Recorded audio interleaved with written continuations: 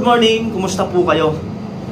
Happy Sunday everyone. Magandang araw sa inyong lahat. Kumusta po kayo? At ito, tanghali na ako nagising dahil piyesta nga dito sa amin. At nakisayaw kami ni Kuya Joel kagabi, no? Sa may piyestahan.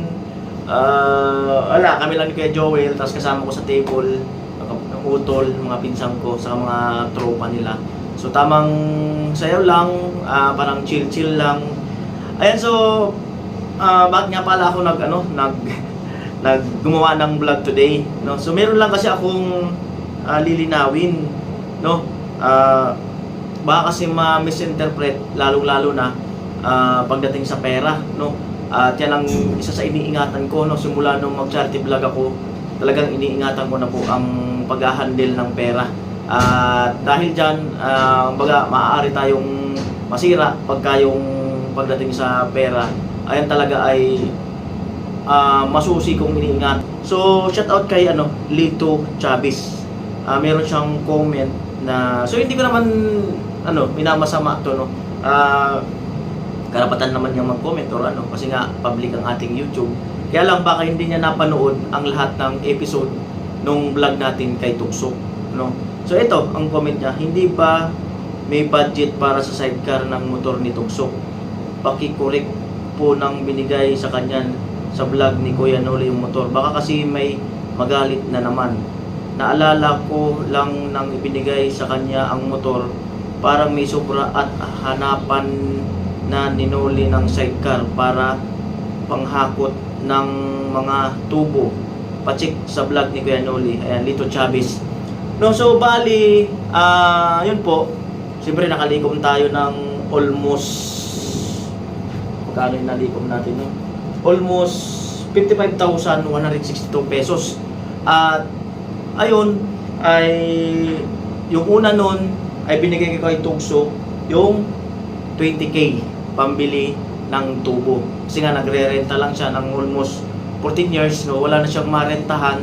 Kaya tayo ay nag-isip na paano makalikom ng pundo para magkaroon siya ng sariling tubo para sa kanyang pamilya, panghanap buhay, na hindi na siya nahihirapan na humagilap magrenta kung saan. Kaya yung 55,162 pesos ay pinauna kong binigay sa kanya yung 20,000 para siya po ang kusang mamili sa hardware kung saan man, at hindi na po natin yung binlog yung part na yun. Pinagkatiwala natin sa kanya yung pagbili ng mga tubo. Ayan. So yung the rest nun, yung almost 35,162 ay nasa cash on hand yun sa akin, no? Ang sabi ko dun sa vlog ay abangan mo, Tugsok, kung ano ang kasunod na sorpresa para sa'yo na kailangan mo. So yun. So yung naging sorpresa na yun, ayun po yung yung motor na gamit niya araw-araw. Halimbawa kasi meron nag-inquire sa kanya o meron siyang kailangang survey na location para sa pagtatrabaho niya sa tubo, no? Diba, medyo malayo-layo sa kanila or maghahatid siya sa school ng kanyang mga anak. So gamit na gamit po yung motor na yon. No, so regarding po doon sa vlog na yon, na sabi niya paki-check kung baka daw may natitira pang pondo, gusto pong sabihin na linawin na wala na po, no. Almost nag-negative pa po tayo doon, no. At kaya ito nilinaw ko kasi mahirap po kasi pagdating sa pera. Maaari pong ikasira natin yan.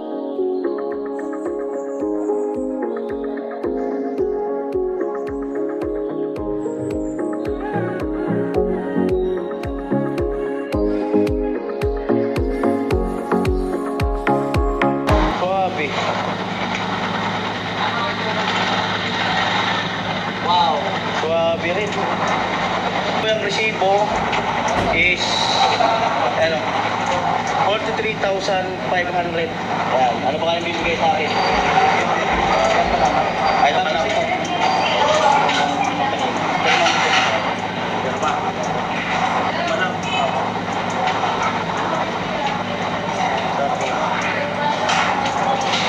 Bayaran na natin, no? Bayaran natin yung motor.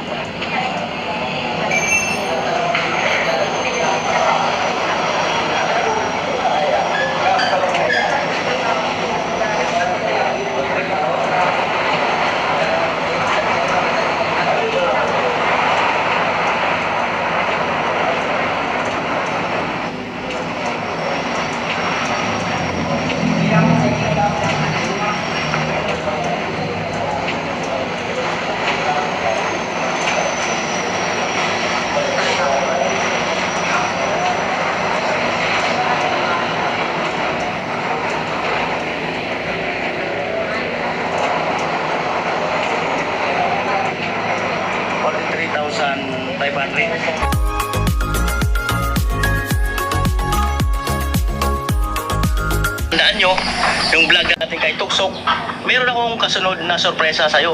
Ready ka na ba?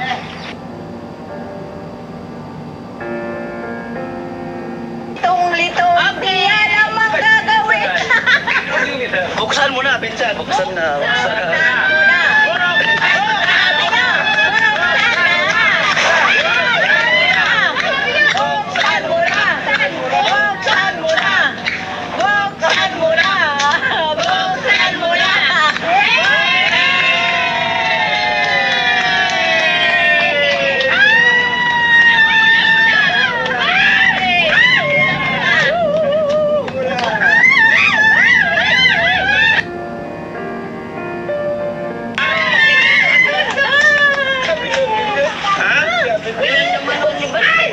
Sa inyo yan, yung motor. Namumula.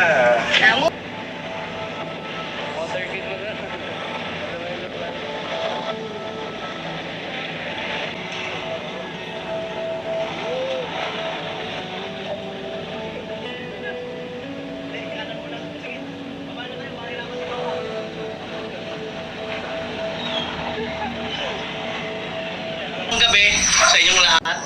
At ito ay alas 7 ng gabi at minisage ko si Pinsan kanina lang. Sabi ko, Pinsan, baka pwedeng pumunta ka rito sa barracks kasi nga, ayan, magkikwentuhan lang tayo. At yun, bali, nakabili ka na ng ano, di ba, mga tubo. Nakabili na po ang mga tubo. Halos kompleto na talaga. Kompleto na. Pati yung mga talim. Oo.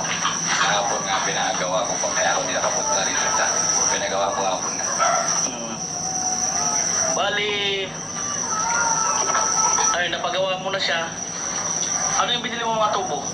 Yung may 1/2, yung pang gripong maliit, yung 1/4, at saka may diho na akong binili nung pang gawa ng pang malakasan, yung pang dipwil, yung diho na baga.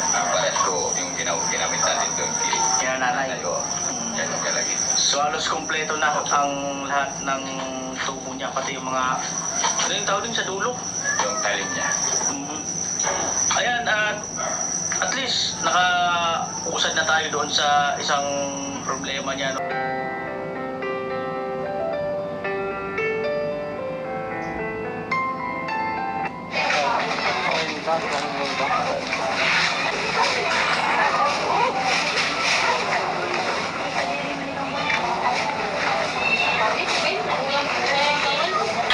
Mga plato.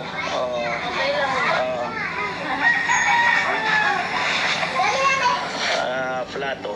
Pagbukas ko, papakuha ko sa kanila tugsok. Ayan.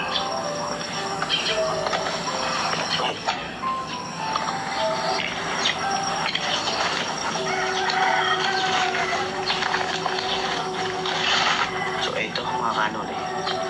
Ayan. Papakuha natin yan lahat sa kanila. Ayan.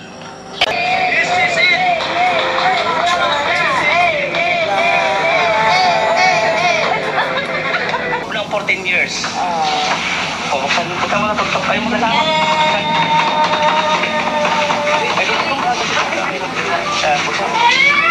Iwan mo yung kape mo.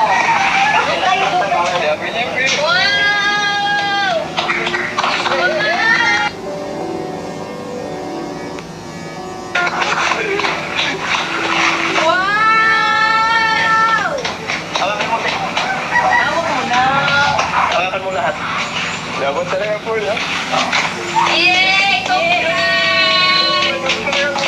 Congrats! Pwede kang po yan. Bumili kayo ng sarili nyong gamit sa paghahanap buhay. Yung mga kailangan nyong tubo, bilhin nyo na lahat. At gusto ko, mamomonitor ko kayo na nagsisikap kayo at alam ko na kumikita kayo. Ayan, magkano lahat? 55,160. Alright, maraming salamat sa nag-send ng tulong para sa pamilya. No? Si Kuya Tatay, 20,000. Si Kuyang, 10,000. Si Paring Ruben, 5,262 pesos. Si Mr. Dumaguete, 5,000. Si Kuya Jojo, 15,000. So total, 55,162 pesos. Oh, congratulations nyo! Congratulations nyo ba?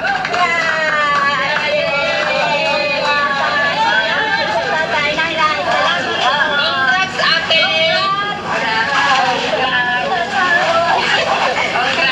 Congrats. Ay, ikaw naman. Smile lang. Laban lang. Laban ka lang. Dito kami. Sa'yo. Alam mo naman, nanay, wala na akong magulang. Salamat, nanay. Nakilala ko kayo. Kaya na po. Ayaw mag-iyak.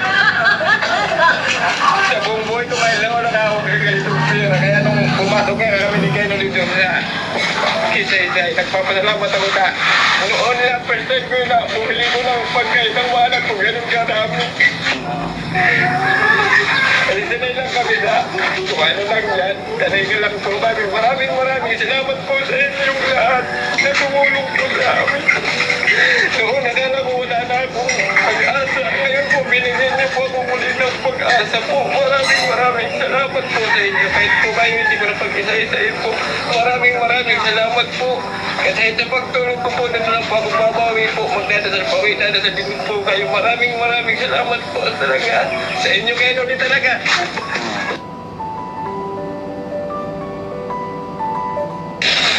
Lang. Oh, sabi ko nga, ang taong binababa ay inaangat.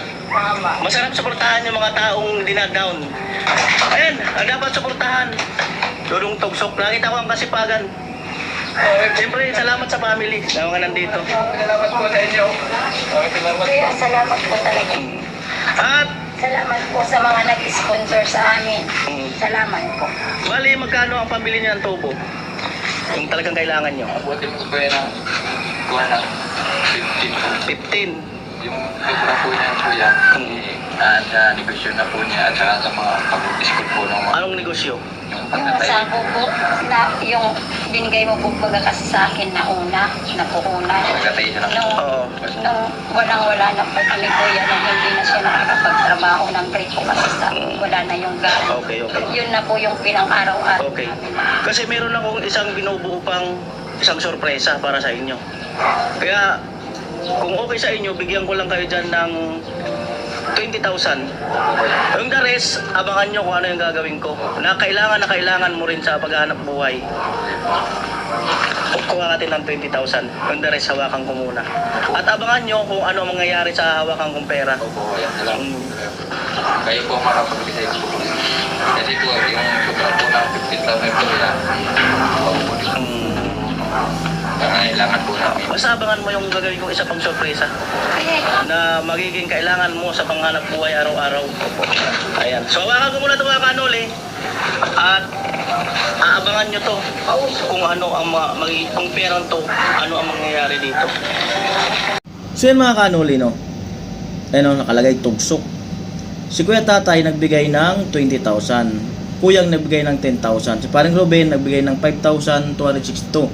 Si Mr. Dumaguete nagbigay ng 5,000. Si Kuya Jojo nagbigay ng 15,000. So bali total is 55,162. So ito na po yung binigay natin yung pagbili ng tubo kay Tugsok na 20k.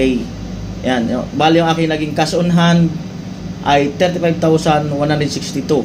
Yan na po yung sinabi ko kay Tugsok na abangan kung ano magiging susunod na sorpresa. Ayan, dahil nga sa kulang yan para doon sa ating kasusunod na sorpresa na motor nga, so nagdagdag si Paring Robin ng 5,268 at si Kuya Franz ng 5,000. So ang cash on hand ko ay naging 45,430. So eto, ilis natin yung ano sa GCash na 300. Tapos itong ano na to, food 1,795. Yan po yung preparation natin pagbili ng pagkain nung binigay natin yung 20,000 at yung pangalawa yung binigay natin yung motor. Ayan. At ang total na naging pera dito sa akin, ito nga 45,430, ilis natin to, ilis to, bali 43,335. Yan.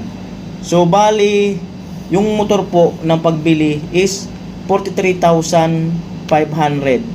So bali nag-negative pa po tayo ng 165. Ayan. Sana ay malinaw po, no, kay Kuya Chavez ba yun? Malinaw yung part na yun regarding sa motor ni Tugso. At mahirap po kasi ma-misinterpret po talaga, lalong-lalo na pera yan. Lalo na kung ma-misinterpret ng karamihan, no? So mahirap na. Kaya mayroon tayong iniingatan na pagdating sa pera. So maraming salamat po muli sa inyong lahat. Happy Sunday everyone. Enjoy your day. Ingat po tayo lahat. Salamat.